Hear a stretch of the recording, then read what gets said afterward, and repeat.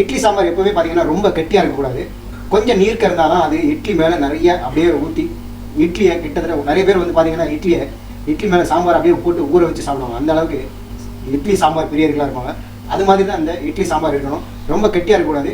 கொஞ்சம் நீர்க்க இருந்தால் தான் அதில் நம்ம இட்லி மேலேயே சாம்பாரை ஊற்றி சாப்பிட முடியும். இப்போ இந்த காயெல்லாம் நல்லா வந்துச்சு, சாம்பாரும் நல்லா கொதிச்சிருச்சு. சாப்பிட்ற அளவுக்கு இப்போ ஏதுவாயிடுச்சு இந்த இட்லி சாம்பார்.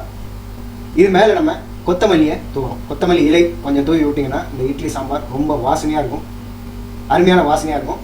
சாம்பார் வாசனை பக்கத்து வீடு வரைக்கும் வரும். இப்போது நம்ம இதில் தாளிச்சு கொட்ட போகிறோம். எப்போவுமே இட்லி சாம்பாருக்கு வந்து பார்த்திங்கன்னா கடைசியில் தான் வந்து தாளிச்சு கொட்டணும். அப்போ தான் நல்ல சாம்பார் வாசனையாக இருக்கும். இப்போது ஒரு சின்ன வானிலையில் ஒரு 2 ஸ்பூன் எண்ணெய் ஊற்றி அதில் வெந்தயம் 1/2 ஸ்பூன் வெந்தயம் போடுறோம்.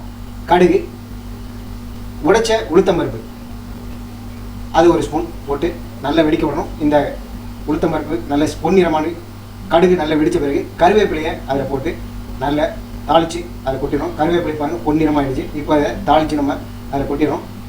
கொட்டி ஒரு கலக்கிட்டு இட்லி ஒரு 4 இட்லி போட்டு சாம்பாரை அது மேலே அப்படியே ஊற்றி 2-3 கரண்டி சாம்பாரை அதில் ஊற்றி சாப்பிடணும். செம்ம டேஸ்ட்டாக இருக்கும்.